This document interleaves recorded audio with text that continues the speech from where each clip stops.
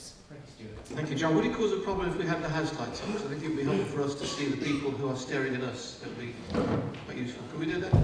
That'd be nice. Thank you very much. Just so we know we've got some live people in the audience.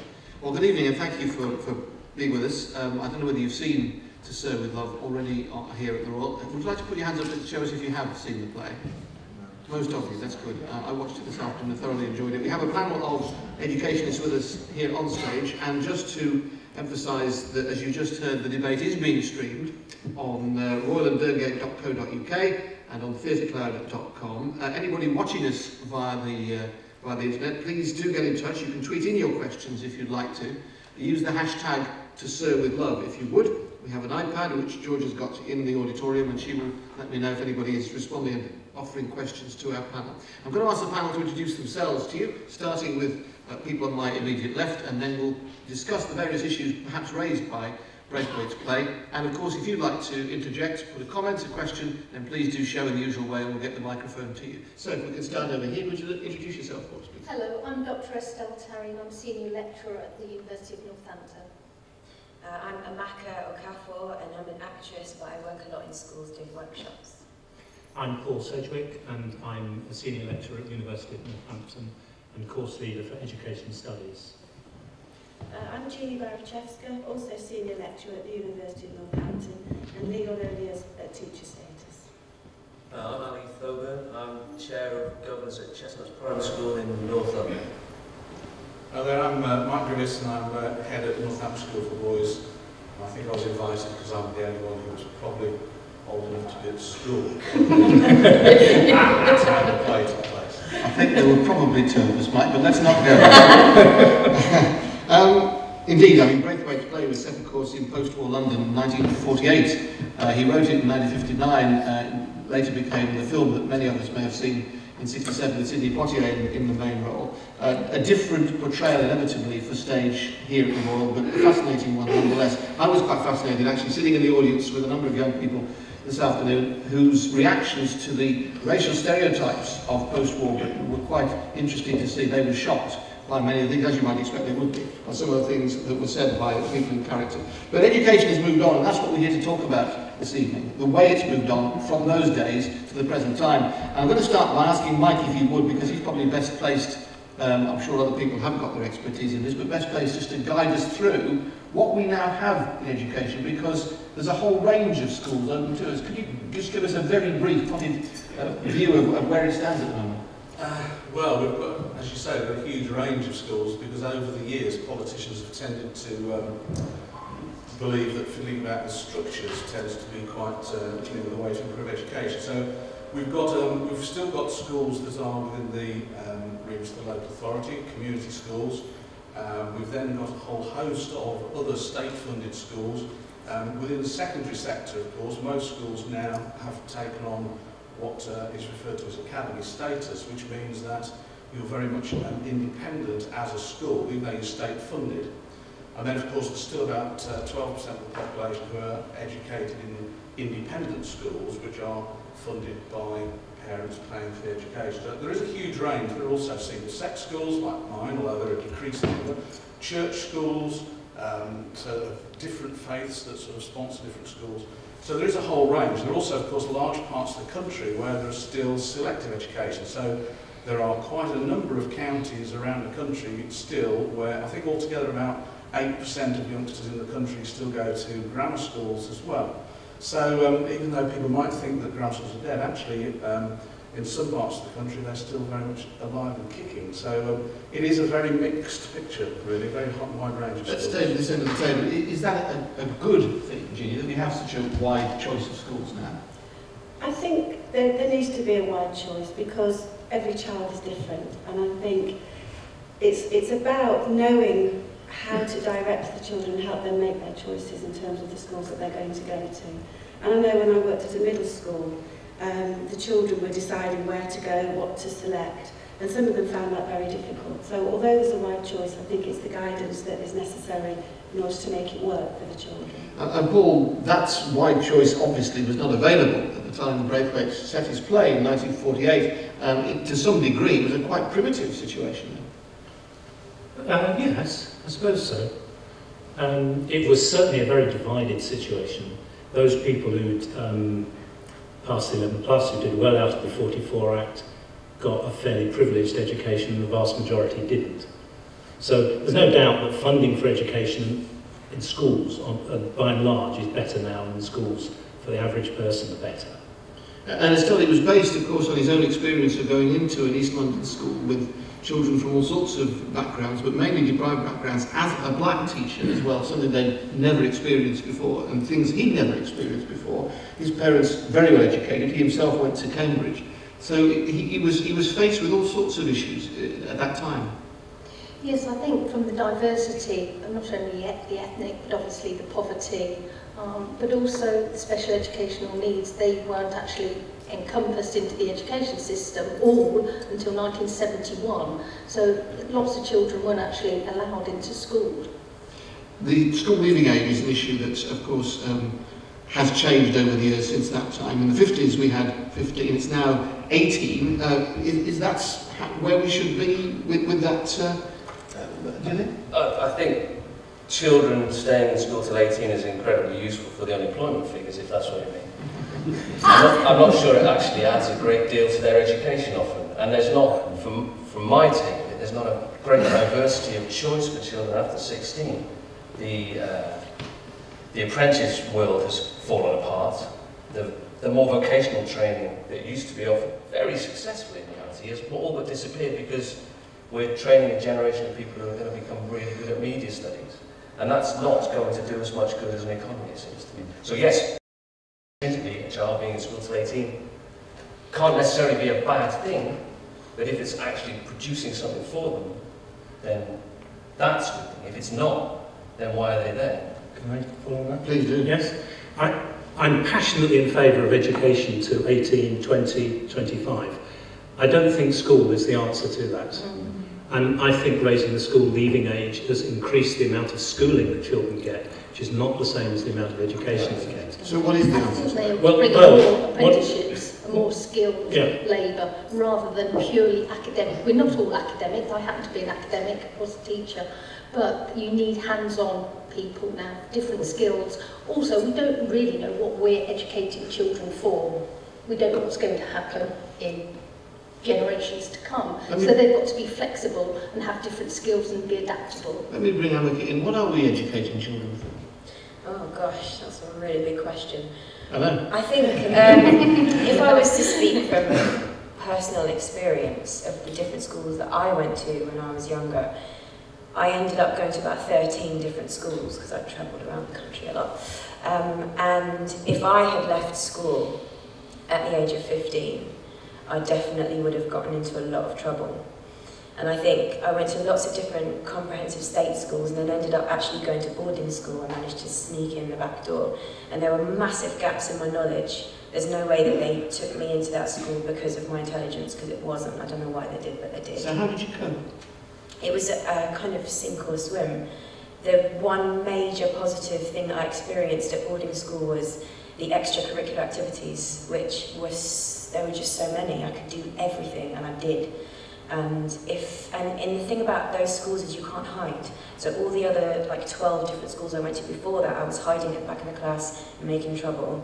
And then as soon as you go into that kind of environment where A, I stuck out because I'm brown, but also because people can just see you, I just couldn't hide. But would you say you had more opportunity being at that school? Definitely. More extra. Definitely, and I feel conflicted about that as well, because my politics makes me think, why should you be able to have that? I mean, the government paid for my fees, but like, if I didn't have that, I wouldn't have been able to go, and everybody should have that opportunity. What role did the teachers play in that? Oh my God, like my teachers saved my life. Like, there are a few teachers that I can name, all of them, that literally went, oh, we need to pay attention to that one. And each time I got into trouble, I got taken into the study, got a talking to, and then once I left that room, they treated me as though I hadn't done anything wrong ever.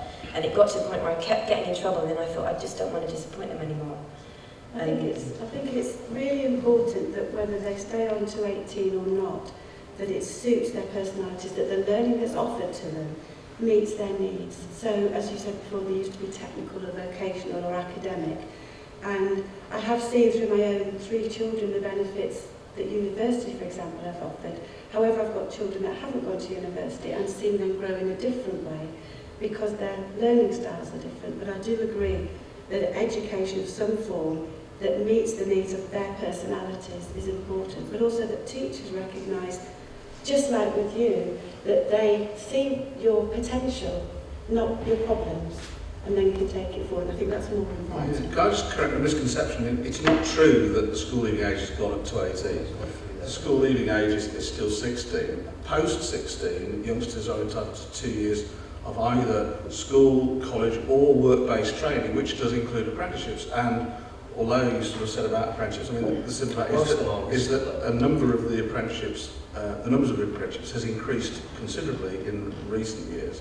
But I do agree that where I think this country has never come to terms properly in the way that some other countries have. I mean, for instance, one of the countries with one of the lowest numbers of youngsters who go on to university is Germany, which is not exactly a great failure on the economic sort of landscape.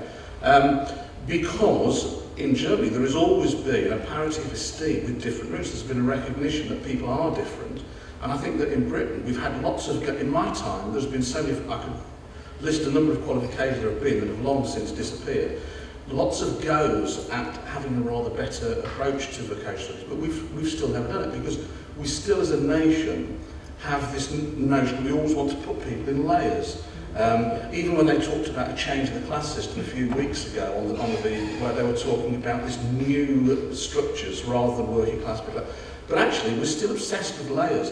And what we've got to do is recognise that young people are different and we need to have parallel routes to success.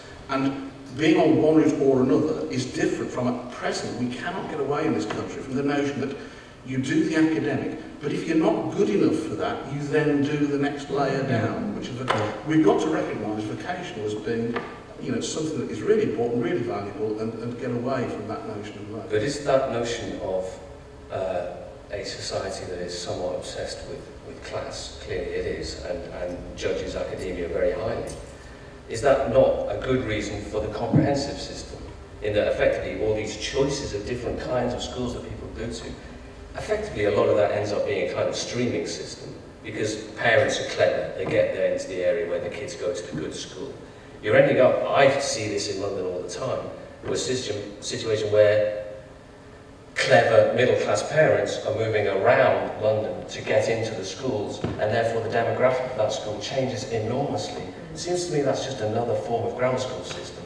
And I don't think that we're spreading education very fairly across people at all. And I think the academies and the faith school system feed into that completely.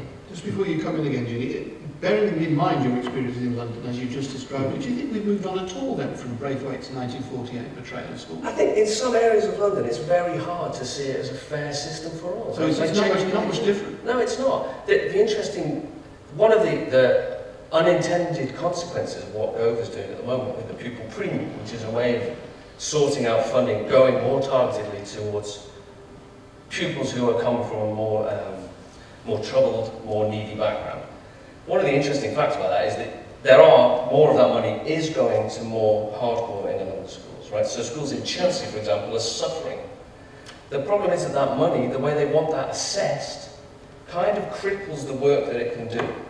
Right, so the money, it looks like the school's getting much more money, but it's not allowed to use it in a way that would actually make a difference to lots of people in that school. What do you mean, like how? The school has to very accurately respond for what it does, tailor to a pupil for that money. Is that not right, though, that the money should be always... It doesn't work. They don't have to do that. Yes, they do. Mike, I'm sorry, you're not correct there. I'm sorry, I am correct. I've just had a whole 2-day training on what the pupil premium and how it's assessed. Is this a diversity of schools? No, it's true. No, well, Mike, tell us your perspective. Right, my perspective is that having talked with the Secretary of State a number of times and talked with David Laws about these, etc., because last year I was president of that Association of School and College Leaders, and so I've been in the sort of political world quite a bit recently, and that isn't the case, that the school doesn't have to account for the premium for each individual child. They have to account for how the premium has been spent and how that's been used on those children, but not on each individual child. How is that different? Because you're implying that each child, if you like, who arrives with, let's say, a premium of £2,500 on their head, you have to show how you spent that £2,500 on that child. That is not true. I think it's splitting hairs. But we do have to have a trail that shows how the money is spent on that. Of course, I'm not saying that the intrinsic idea of the pupil premium is wise in that it's talking about bringing money into schools where they have more need of the money. And my point is, it's a slightly invidious way of actually spreading it more fairly. For those who don't know, by the way, Gove is the Honourable Secretary of State for Education. Very popular amongst educationists, I'm sure. We have a hand up in the audience. I wonder whether we can bring the mic over this way to the gentleman in the white t-shirt, I think. We haven't been able to put the hands lights up, so we can't see absolutely, but there we go. Tell us who you are, if you would, please. My name's Artemis, and I'm a fresher at Northampton Uni doing drama. I actually, just to let you know, I actually went to Northampton School for Boys, and it was awesome. I'm really grateful for what they did. But it's very interesting what you're talking about in terms of the premium pupil and all this sort of thing, but surely it's down to the teachers. Like that player pointed out, it's like you can have the most rubbish funding in a school, like the guy was saying he had 2 classrooms, half the equipment, but the teachers believed in them. So in a sense it doesn't matter about the government funding, the problem is the teachers caring. And another issue is that a lot of our kids go through schools and then when they leave school they cannot relate to reality. They don't know what to do. How do they pay bills? What do they do when they need this? What do they do when they need that? How do they relate to people? How do they actually benefit our society better? Like people come to university, what are you doing for a degree? Maths. Why? I didn't know what else to do. And you think that we're failing them on some deep level if they don't know what they want to do and how they want to give to society, because that's what it's about at the end of the day, is our kids benefiting their children, their children's children, and continuing. And in actual fact, that brings us right back to Braithwaite's play, doesn't it? Because that's exactly what he was trying to do, to fit the children he was looking after for what was to follow when they were thrown out into the great outside world. Estelle, do you relate to that? I was going to say that teachers are one of the most important resources. I happen to have been a head in Sri Lanka and Thailand, and very poor countries, very poor resources, and yet it's the teacher who brought the lessons to life. Whether they've got the paper, the crayons, the Lego, etc., it's the teacher who brings life and the education and the activities. You don't need materialistic things to be a good teacher. You say that, but of course in classrooms today it isn't so much crayon and paper, it's iPads and laptops. They didn't have so much technology. But is that not the expectation that children have now? That's how they'll be taught, with those sorts of devices? Paul? Yeah, it is. But just to pick up on what's said and go back to Braithwaite, and it is the teachers that make a difference in the end. I'm not sure that I agree when you say that people come out of school not knowing what they're going to do next and unable to pay bills and things, because I've known lots of teachers who would teach people that. So, and it's interesting you praise the school, but at the same time say you didn't have to pay a bill. But the basic message of the play was that it is the teachers that make the difference, whatever the system. And I would go along with that. But I think we're missing one of the key points. And the key thing is the difference between education and schooling. And I don't believe that raising the leaving age from 14 to 15 to 16 and then making people stay on in some sort of education training is necessarily the right way to improve education. It's interesting, this last point that has just been made, that it isn't schooling that goes on from 16, it's educational training. I think that's a model that could work, but why 16? Why not put that in at 14? Why not say to children, actually you can become an adult? And one of the messages of the play, what Braithwaite's character was saying, was they need to be treated like adults. I think the person who thought you could put 1,500 teenagers together and get something useful was wrong. Because if you're 16 in a school, the average age is always younger than you. If you're in an apprenticeship, the average age where you're learning is always older than you. And I think that's really, really significant. I know when I was a secondary form teacher, and we had, at that time, maybe 15 so years ago, 3-week work placements. It was part of a Trident scheme where they did 3 weeks on work and 3 weeks in community. Stopped now. When the students came back, the 14, 15, 16-year-olds came back from that, they were far more motivated to work. And I think if we had part-time work where you were treated as an adult, part-time schooling, we'd spend our money much more wisely than we do now. I think that's the key. Just picking up on some of those themes, I mean, are we still living with the legacy of the mantra of, without wanting to bring politics into it necessarily, the mantra of education, education, education, and that at least 50% of children should go to university? That was an aspiration that clearly, I think most people now realise was not appropriate, actually, because it doesn't work for so many children. Are we still living with a legacy of that? Are we still trying to go out of it? Well, for a very long time, the Labour Party has been wedded to the idea that increasing the amount of schooling that people get is a way of moving them out of the trap they're in, the class trap they're in. And to some extent that's true. But I think there are limits, because it's a bit like the SATs tests where we say, well, 25% are above average, 50% are on average, and 25% are below. So the Daily Mail says that 25% are failing, so we've got to make everybody above average. You can't run a society where everybody is in the privileged elite. It just doesn't work. It's a quota-driven society, in other words. Well, no, what you have to do is fundamentally change society to move away from this layered society towards a society that values some of the other things, and towards a society that values education for what it does for the individual, rather than, oh, it makes you more economically productive, or it gets you a better job. That's exactly the problem. And I think that reflects your point as well to some extent, is that the idea of now going to university has become, what am I going to get trained in? And I think I personally feel there's something intrinsically wrong with that. I don't have a problem with people spending a few years trying to work out what they're going to contribute. I think there is a problem with a nation that's become obsessed with economic viability. I don't think that gives us a very big soul, frankly. And that's what we've been famous for. There's a couple of people who want to ask questions, and we'll come to them shortly. I just want to bring Jeanne in, because she's bursting to say something. And I want to ask Mike a question before we come to the floor. Yes, please. Well, there were two things I was going to say. One, going right back to what you said about parents choosing where they lived. Because if you go back to the sort of initial inner city definition, it was when transport came into being and parents could afford to buy cars and move out of the city where housing and space was better. And that's what happened in America originally. So the inner cities therefore became known as places where people who couldn't afford to move out lived. So there was a stigma attached to that. And that was very much the feeling the same with London. I used to teach in London as well. And you've only got to watch things like Call the Midwife when it was on, to look at the squalor in the 50s. And then to see how people tried to better themselves. And the other point was about this being treated as adults. I was talking to friends who did go to school in the 50s as well, who left school at 50. One went to the army, and the other one got a job. And she was saying that they were either naive because they didn't know what they wanted to do, so work was the only option, or else they wanted to work, and that did help them to grow up more quickly.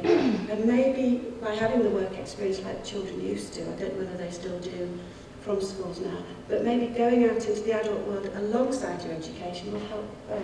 We'll come to the floor in a second. Just a question from Mike that follows on from what we've just been talking about. Northampton School for Boys, are you preparing your pupils as they leave to go to university, to get a job? What is your objective for them? Well, I mean, it depends on who they are. I mean, you know, each youngster is different. A large proportion of our youngsters do go on to university, but also there are quite a lot that at 16 go, and there's a small number that go to work-based learning, very, very few, but otherwise they go into colleges to do maybe more vocational courses. But part of the vocational target, because, you know, I mean, I'm not quite sure what we mean by it. I mean, one of the most obvious vocational degrees is medicine, and yet when people talk about vocational, they all sort of revert to talking about plumbers or carpenters, whatever. And yet actually, you know, there's an awful lot of degrees that do lead to a particular occupation, and there are a lot that don't, but you know, can be related. But I also wanted to, I think the other point that was being made, I think that is true. We have to remember that young people only spend 13% of their time in school. The other 87% of their time, they're out in the rest of the community. And so it isn't only schools that educate. There is a huge community. You know, parents, in the good old days of, you know, campfire, grandparents and the wise sages in communities was a common thing. You know, that you know, education isn't just what happens in school. There is a vast opportunity. Of course, nowadays with IT and whatever else, there's a whole new ballgame. We saw only yesterday the information released about the new sort of IT online degree courses, so that people can do degrees without going to university. And that has been a big growing thing in America the last 2 or 3 years, and it's going to come here very quickly. So, you know, education itself, the word, if my Latin serves me well, is about drawing out, leading out, drawing out of things. And I do hope people spotted, I noticed at least 3 spelling mistakes on the board, by the way. So I hope people are going to correct those before the audience come and see. But you know, but I think that it is a whole community thing. We mustn't look at education as just think about schools. That it is a much broader thing, and it isn't only schools' responsibility. Yeah, and I think that's it. It's a partnership with the parents. It's groups, it's communities. They're all involved. You obviously got full marks for your Latin because everybody agreed with you. So let's come down to the floor. Yes, please. Tell us who you are. Philip Welsh, happily now very much retired. I was at Nottingham University doing a B.Ed course in the 1960s, and to serve with love was a set book. We were then shown the film. The 2 phrases that constantly were being repeated were child-centred education and something that Mike said earlier. You said achieving success. Now I think part of the problem is that we tend to apply our standards of what success is rather than what is best for the child. The other phrase was you should allow each child to reach its potential. I'm sorry, I don't mean eats, I don't like referring to children as eats, but you know what I mean. Hasn't having set curriculum and our ideas of what should be achieved worked against child-centred education? Yes. Yes. Yes. I think it has. I think the national curriculum beyond perhaps certain parts of English and maths has been a fairly big disaster.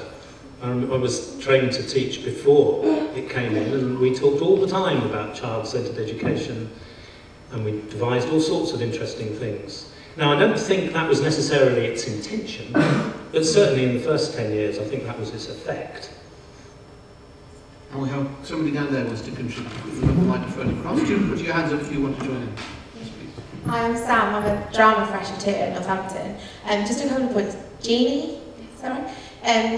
You were talking about how people moving in and out of the city. Like, I want to know how in a 21st century we have schools that parents feel aren't good enough for their children.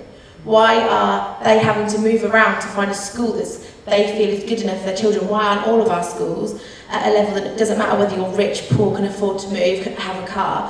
Why aren't they all accessible? And why aren't they all at a high enough level that actually, as a parent, I don't have to go, crap, I can't send my child there. That's a really bad school, that has a really bad reputation, or that school isn't going to support my child. That shouldn't be an issue. Can I ask something? Please do. I think there is a pronounced political angle to that, and I feel that the main focus of this for the government, and this is a Labour government as well, has been the academy programme. And for me, the academy programme is effectively a rolling out of elitism, because that is putting, you get an academy in an area and it sucks in everything effectively, and the schools around it suffer, and that has been documented, right? You place something invidious inside a community and it slightly pulls it apart. And it's not a healthy situation for any area to have a situation where they feel like schools are against each other. And that is what is happening. Can I take up that? Because I do agree with that, largely, but I don't think it's only down to the academies. I think it went back to local management of schools in the late, well, 88, after 88, when the then Conservative government was setting schools in competition with each other, and the notion that if it's not a good school, the population of that school will dwindle and another school will open and you give it to success as a way of improving school. And the notion of school improvement, which you hear talked about an awful lot, is very, very closely tied up with the sort of social Darwinism of survival of the fittest. And it shouldn't be. I think you're absolutely right when you say all schools should be good schools. I just want to add one other thing is, you said the reputation. Quite often, the reputation of the school is not related to whether it's a good school or not. Yeah, exactly. And that is a very important thing. What is it related to? Which often it's related to a perception of the school that is often out of date or based on a fairly minor incident or something like that. What the parents think of the people that go to that school. So if they think, oh, it's common kids that go to that school, I don't want my kids going there. I think it's based on that more than the actual quality of the teaching. Whereas I think, in some of those schools, the more challenging schools that I've gone in and worked in, the teachers are, I mean, I can't speak for teachers in all schools, but some of the teachers in those tricky schools are just amazing. And they could really help those children. Define challenging for us, when you talk about challenging schools. Oh, so some of the schools that I work, like pupil referral units or schools, I worked in a school in Highbury that was actually mostly boys for some reason. There were hardly any girls in that school, but they were really it just felt hot. Like when you went in and I did a whole day of doing like drama workshops with them and for them to make their own play. There was a lot of like fighting and aggression, and when it got to a hot moment, the boy who seemed to be in the middle of it would be taken out of the class, and then I didn't know what happened to them then, and then I'd carry on with the kids that were there, and it was just constantly like... How did you deal with that? Well, for me, I just feel like they could all be my little brothers. Do you know what I mean? So I'll be strong with them because I think that's what they need. They need strength. They need something to hit against for them to know where the line is. They can go, okay, I can't go further than that. And it takes a while for them to realise it. And usually that's when it's time for me to leave. That's right back to Greyface, isn't it? Jeanne, you want to come?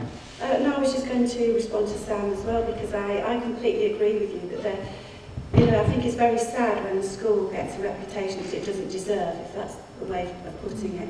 And I can remember being very concerned about a school I was going to send my children to, and I spoke to the head teacher who was horrified that I thought that about her school, because she said, I've got some of the best resources, the best teachers, and it's just where it's sitting is in an area of a type of housing, and don't let that put you off. Mike, very briefly, because I just think we need to, first of all, challenge this notion that somehow the impression we give at schools. I mean, I've been teaching schools now, this is my 40th year in schools, and I started off in Wolverhampton. I've also taught in Sheffield and on Merseyside and now down here.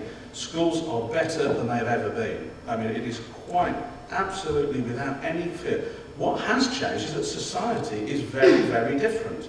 You know, there was a veneer of respectability and behaviour that sometimes happened in the 50s and 40s that they were writing about, but it was a veneer. There was no genuine respect. I brought with me the book. This is a punishment book from the school from 1948 through to when corporal punishment stopped. Can we come back to that in a second? It's quite clear that there was some shocking behaviour going on in a very selective grammar school as it was in those days.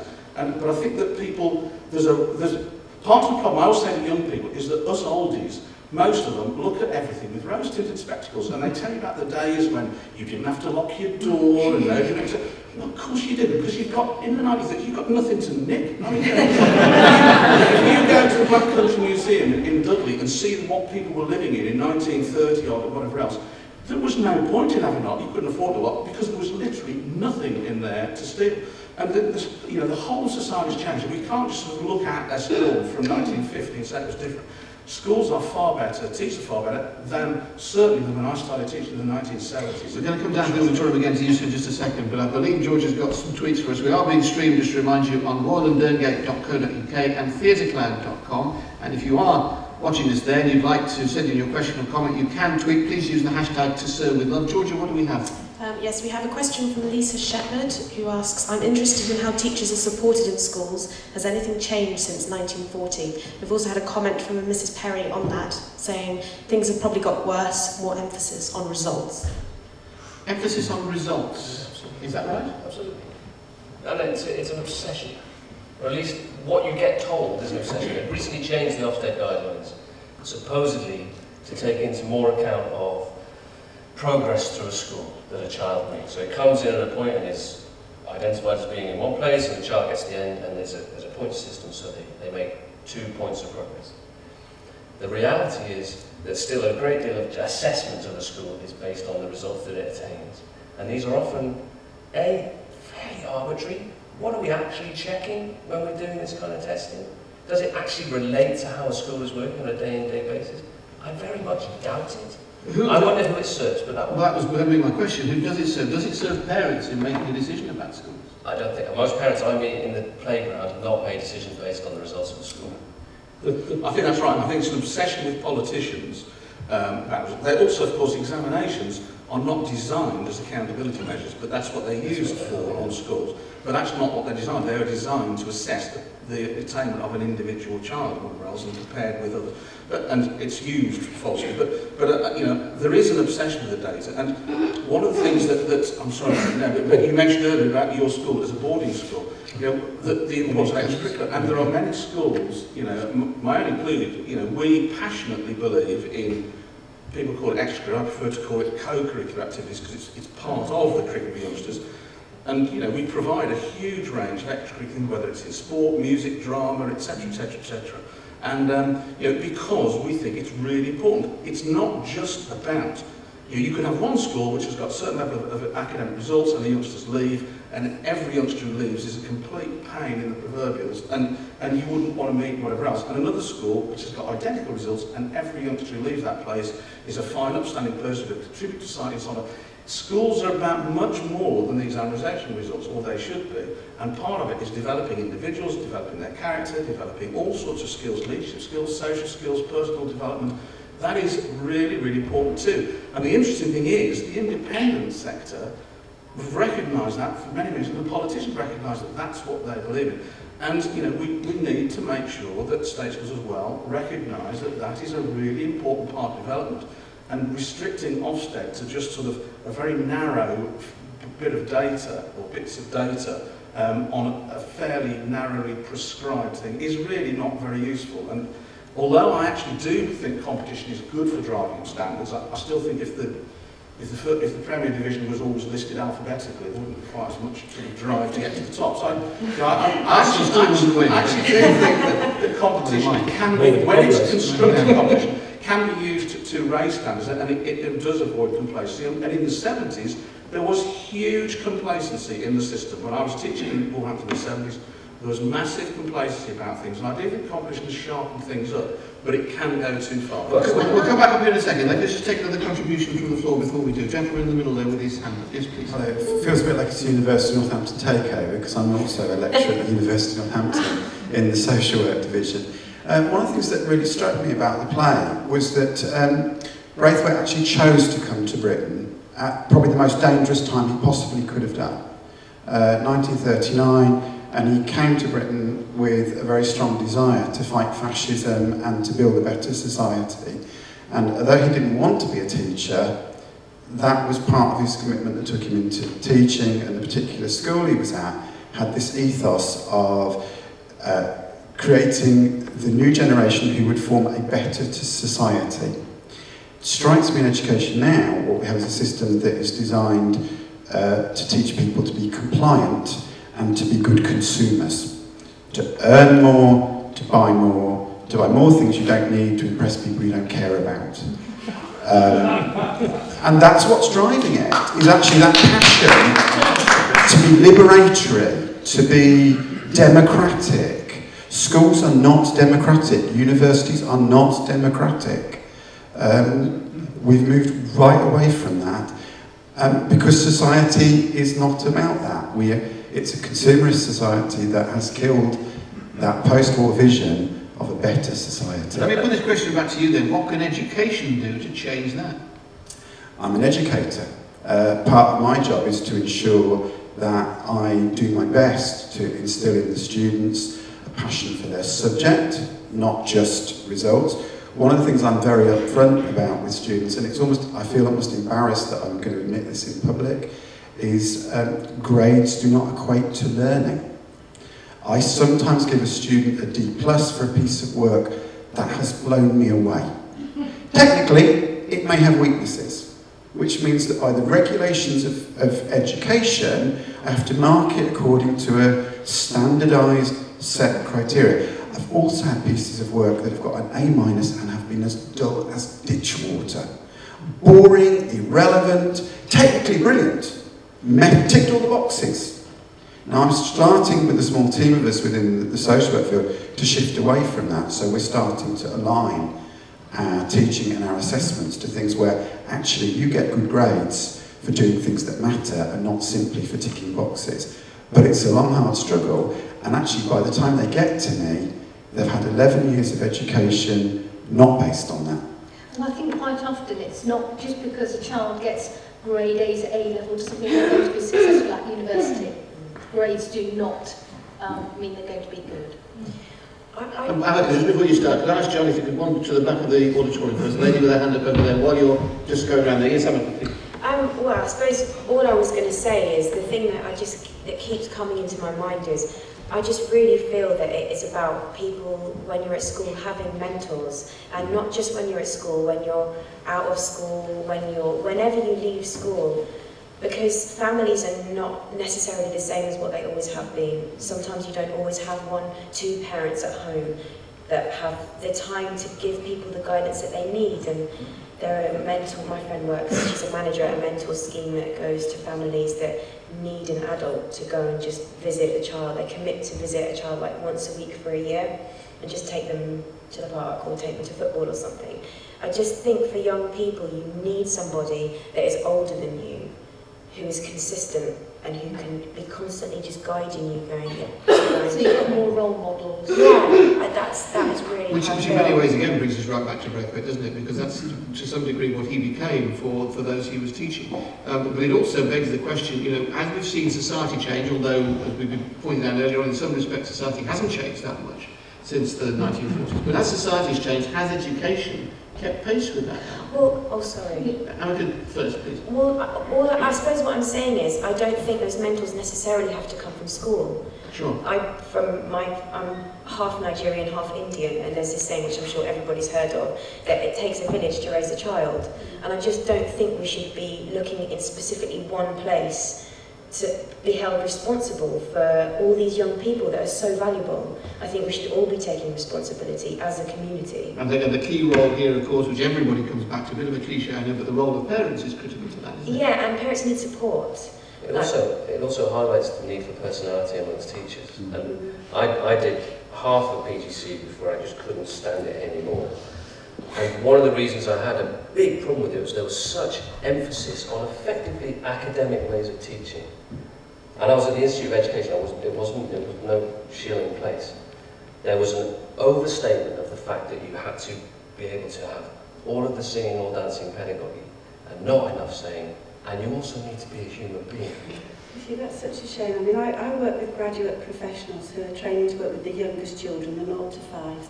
And I have been doing this for 6, 7 years and going into settings, assessing these. And what's been so encouraging is the enthusiasm, the passion, this commitment to the child, irrespective of their low pay. Just for example, I'm not going to go down that route, but we have, and we mustn't underestimate these committed people, just like Mike was saying before, that are out there, and the most important thing to them is giving the children the opportunities that they need. Let me come to the lady at the back and let's see what she wants to say. Tell us who you are, please. I'm Becca, and I went to an independent girls' school in Bedford, and that makes your voice weird. Sorry. Basically, I wanted to make a little point about the importance of grades, because at my school, the ethos of my school was you get good grades and you go to university, and that was essentially all I was taught. I mean, I remember having sleepless nights over getting an A in Spanish, and I look back now after doing a gap year and experiencing this in real life and just think, I left with 4 good A-levels, but I didn't know what VAT stood for when I left school. I just thought it wasn't a particularly balanced education. I mean, I've got into a good university, but I am wondering if perhaps my personal development has been detrimented from where I have been schooled. I can't speak for state schools from that, but that's just my experience at an independent school. Estelle? I actually went to a private school all my life, and yes, I think you're under different sorts of pressures. You've got to get the grades. I had a choice of being a doctor, a teacher, an engineer or a lawyer. That was it. And looking back, I think, oh, perhaps I would have liked to, never wanted to be on stage.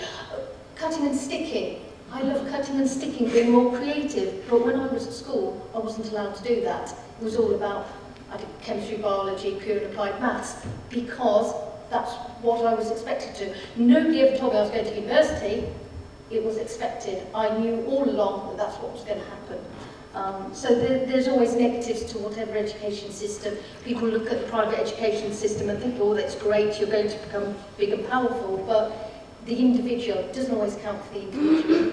I think as well, going back to the question before about has education changed, my first teaching job was in a primary school in South London, and if I just wanted to take my children outside and teach them in the playground, I could take the whole class outside and deliver the lesson out there. I used to keep a guitar in the corner of the classroom. If we wanted to sing, we sang.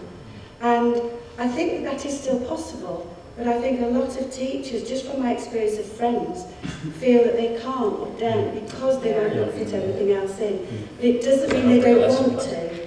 And I just think that it would be lovely if there was that flexibility and freedom. And I sometimes think it might be a myth, and you might be able to tell me that maybe teachers could be more creative, but they feel they can't. Maybe they feel straitjacketed, but you could just say, well, just do it. But I don't know, because I don't work in schools. Similar to this gentleman's point here about something being very good on paper, but actually boring and not very inspiring. My wife is an English secondary school teacher, and she mentors other teachers in the department and has been in on teacher observations, where the observation has been given a 1, right? It's been viewed as a very good and outstanding observation. And she says it's so boring, but it's done all the right things, and the lesson plan looked perfect. But it's ticked all the boxes. Part of this is about risk, isn't it? Because if you want to get a reasonable grade from a conventional Ofsted marking system, you don't take risks.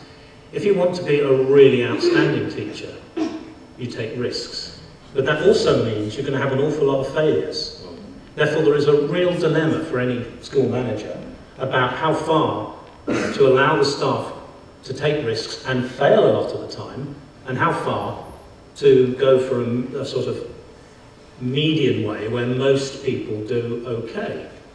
And I do think there's a problem in teacher education, and certainly in the recruitment of people to teaching, is that the people, presumably like yourself, who want to take risks don't go into that profession. Therefore, we are cutting down the scope of people who go into schools and go into formal education, schooling, rather than education in its widest sense. I think there are ways of combating that, and I don't think the politicians are anywhere near them, because, as you said earlier, the politicians like data because they like an easy and quick accountability system. If you have a system that allows much greater variety, allows weird and wonderful things to be happening, it's extremely difficult to inspect. It's extremely difficult to say that that money was well spent. And that therein lies the problem. It's a bit like marking those pieces of work you were talking about. Sorry, I can't see who you are actually. All I can see is the lights. But you end up with the technically very good, ticked in the boxes, but boring. However, if you've got a supportive head who allows the teacher to do something different and can support you, then it will work. It may be possible. I mean, I can remember doing the Roman Day 20, 30 years ago when I was teaching. You know, we all dressed up as Romans. You're not that old. I think we've got to be incredibly careful. You know, the sort of, we're drifting into this sort of stereotype now of teachers that are boring people who just tick boxes and don't. This is just a million miles away from actually what the reality is in schools. I mean, you know, there's one of my teachers actually has in the audience. I mean, you wouldn't recognise that anybody who's been in their classroom would not recognise this notion of, you know, we're talking about, of course, one of the most fundamental things about teachers, yes, they need a bit of knowledge, they need a bit of this, that and the other. It's no good teaching physics if you don't know that F equals Q1, Q2, 4 pi sin. Yeah, I mean, there is stuff that is needed, but actually you need people who are inspirational, you need people who are personality. I know some teachers are dull and dreary people. There are some accountants who are dull and dreary people. There are some people who work at the BBC who are dull and dreary people. You know, those people do exist. But the vast majority of teachers are interesting, creative people, and they want to be creative. Now, I know that there are, to an extent, hamstrung, and I'm sure there are schools where there are head teachers who are overly whatever else about the lesson plan of fitting in with the national, whatever else.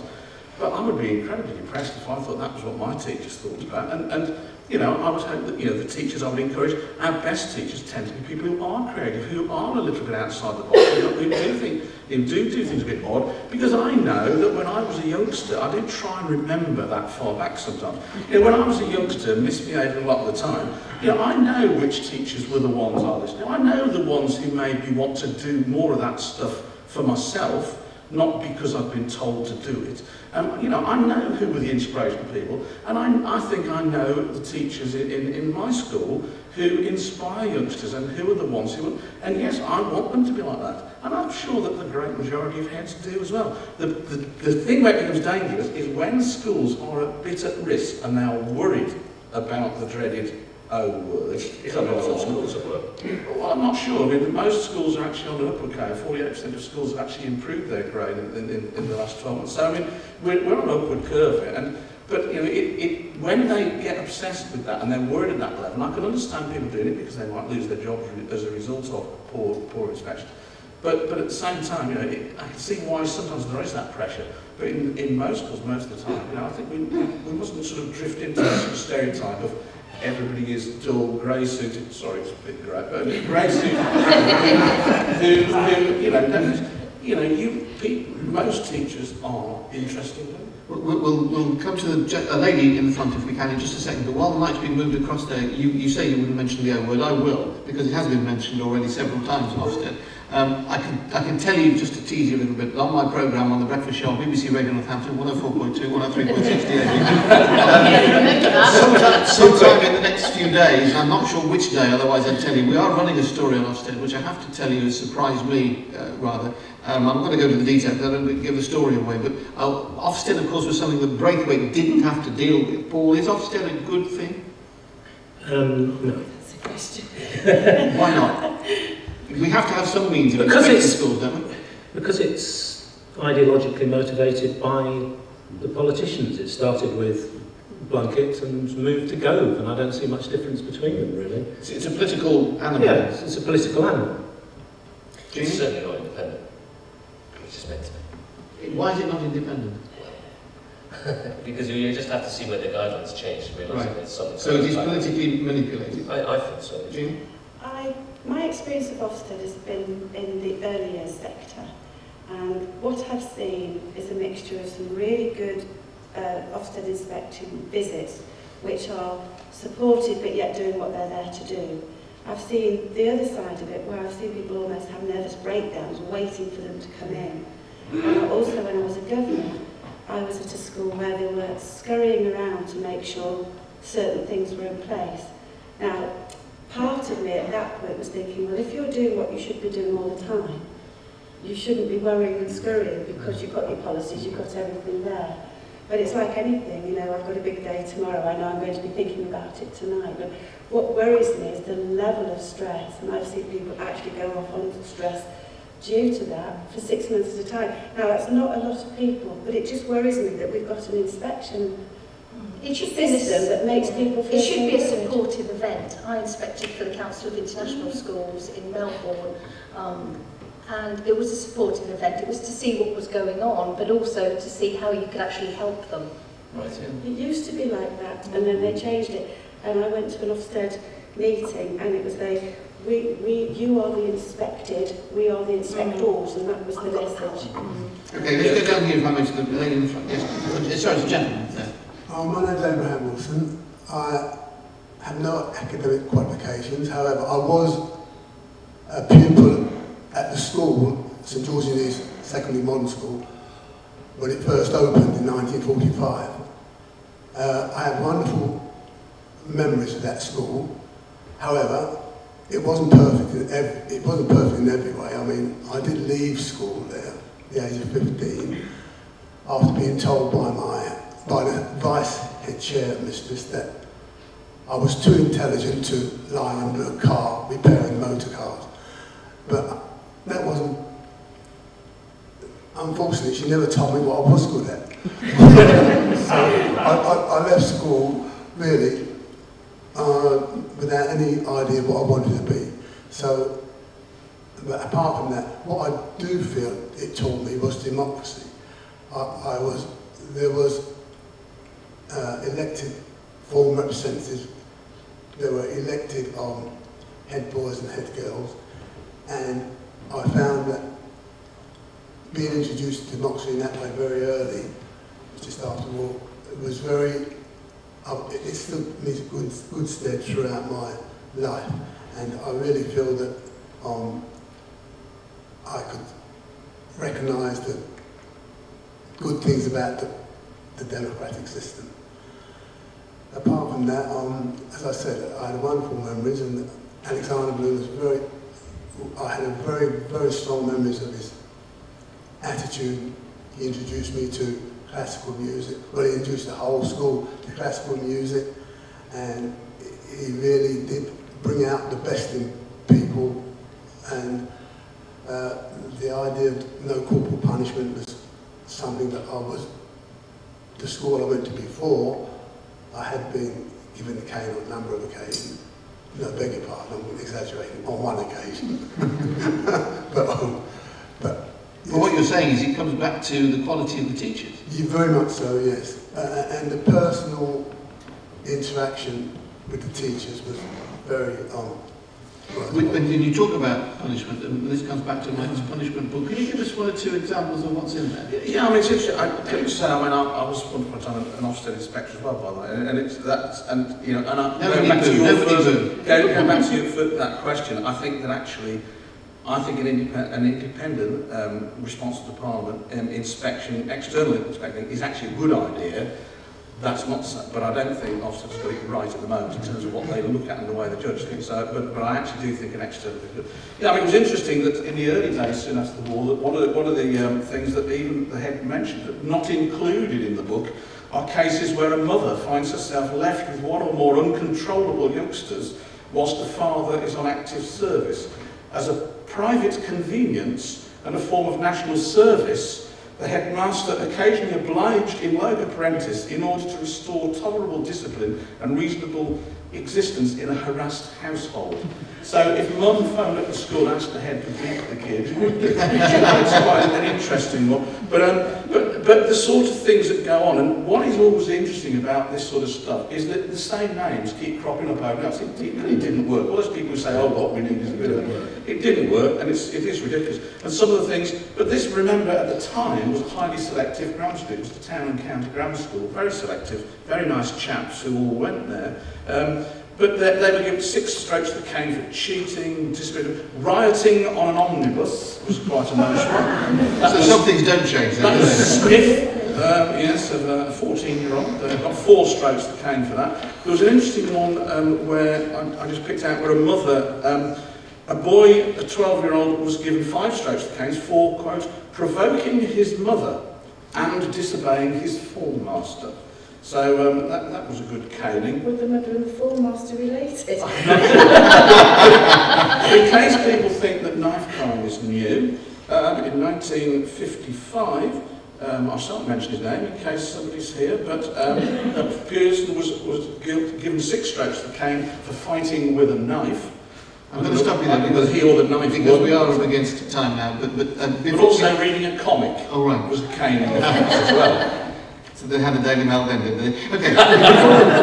before we conclude and ask you to thank the panel, I'm going to ask each one of them just to give us very briefly, just a few seconds, what they would like to see to change the face of education today, because we've talked about education from Braithwaite's days right up to the future, right in the present day. One looks to the future now. So we'll start, Estelle, with you. If we can go this way around. What would you like to see, the one thing you would like to see happen to change education in 2013 and beyond? I would say parents to get more involved in schooling.